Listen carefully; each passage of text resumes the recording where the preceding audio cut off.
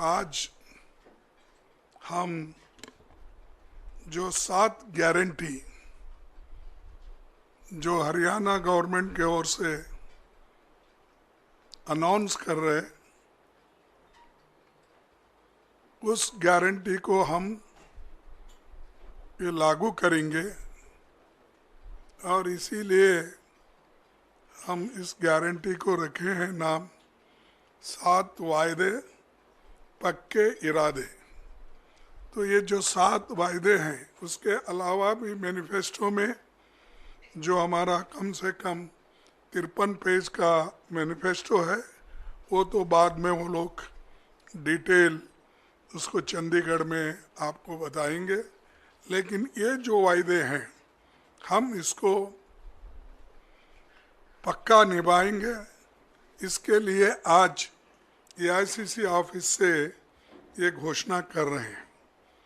जैसा कि पूर्व वक्ता ने अपने इस पॉइंट को वो बताया है, लेकिन मैं उतने तफसील में नहीं जाता। मैं सिर्फ इतना कहूँगा कि हमारे 7 पॉइंट जो है, वायदे जो है, इसको हम खासकर 7 वर्ग में इसका बंटवारा किया है। एक तो महिलाओं को शक्ति हर महीने 2000 रुपये देने का हम वायदा कर रहे हैं और 2000 रुपये देकर हम रहेंगे हमारी सरकार आने के बाद। 500 रुपये गैस सिलेंडर के लिए हम देंगे और मोदी जी की सरकार बढ़ाते जाती है, लेकिन हम उसको घटाते जाएंगे। दूसरा है सामाजिक सुरक्षा को बल, जैसा कि बुढ़ापा पेंशन है, दिव्यांग पेंशन है, विधवा पेंशन है और ओल्ड पेंशन स्कीम।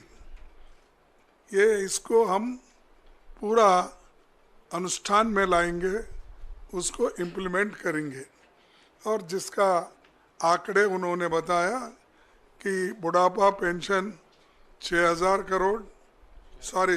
रुपये और दिव्यांग को 6,000 रुपये, विधवा पेंशन को 6,000 रुपये और ओपीसी जो भी स्कीम है, जो भी योजना है, उसके तहत मिलेगा। और तीसरा वायदा है युवाओं को सुरक्षित भविष्य।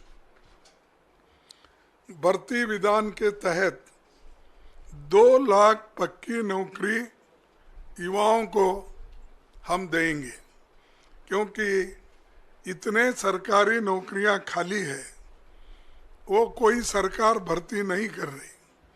देश में हमने इससे पहले भी कहा कि सिर्फ सेंट्रल गवर्नमेंट में कम से कम 30-35 लाख वैकेंसीज है, सेंट्रल गवर्नमेंट भर रही नहीं। और हर स्टेट में जितने सरकारी नौकरीज हैं, वो भर्ती इसलिए नहीं कर रहे हैं कि केंद्र सरकार के पास तनख्वाह देने के लिए पैसा नहीं है।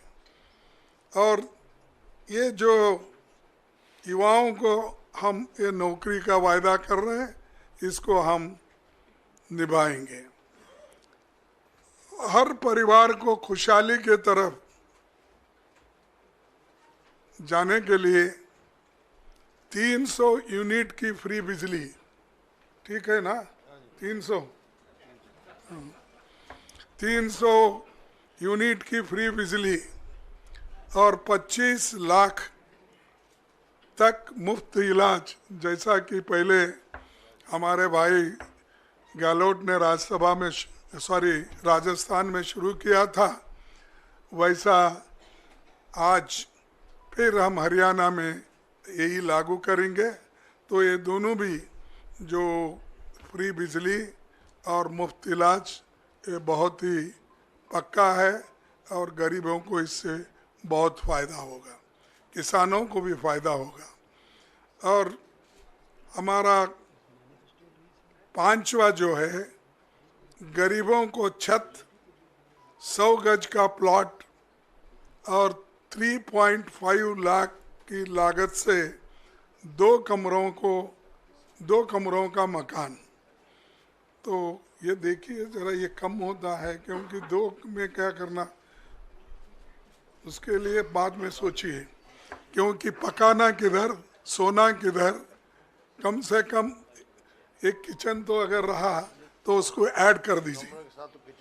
हाँ, तो ना फिर ठीक है, लेकिन देखिए मैं अब तो फिर वायदा नहीं करता, क्योंकि आप अपने बजट को देखकर ये वायदे किए हैं।